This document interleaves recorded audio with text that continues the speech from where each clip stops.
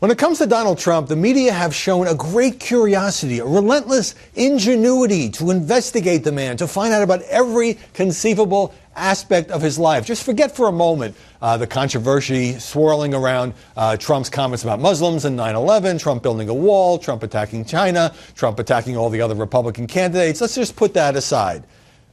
The other stuff is just remarkable to behold. For example, golf. The Washington Post had a big expose.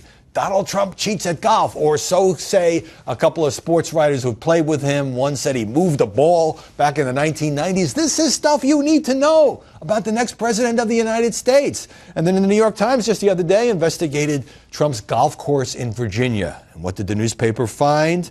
A historical inaccuracy. He put up a commemoration plaque about Civil War casualties, a river of blood, and it turns out that this allegedly possibly took place in 1861, 11 miles away from the golf course. Wow, you got to take that information into the voting booth. And then it goes on and on. The Washington Post fashion critic Robin Givhan, who does skewer all politicians of all stripes over their fashion choices, here's what she says about Donald Trump. He looks like an ordinary, angry middle management guy. His tie hangs a little bit too far below his belt. His suits are made of a quality fabric, but they look cheap, a little too roomy. The sleeves a tad too long. Glad she's not reviewing my appearance. And it goes on and on and on. Investigative pieces or just outright mockery about Trump's hair, about Trump's wealth, is he as rich as he says, about Trump's propensity for cursing in front of crowds. Aren't you glad you have a news media that doesn't leave any stone unturned, that looks into all of this stuff before the election comes around?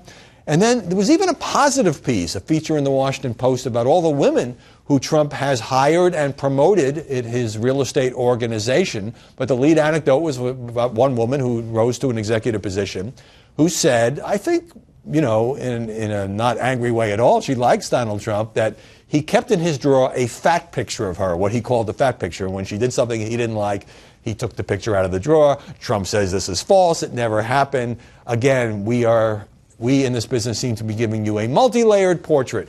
And what scrutiny, media examination, what scrutiny of Donald Trump would be complete without looking at his wife, the potential First Lady, Melania.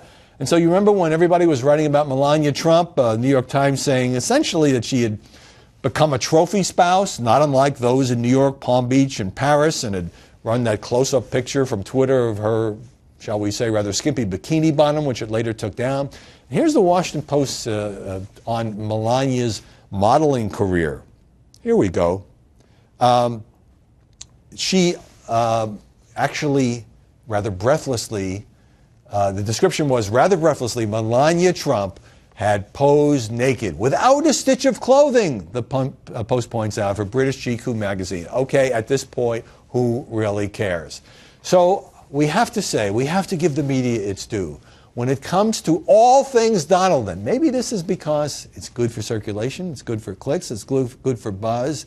There's nothing this guy has ever done that doesn't come under media scrutiny. You can decide whether you think this stuff is important or just plain silly.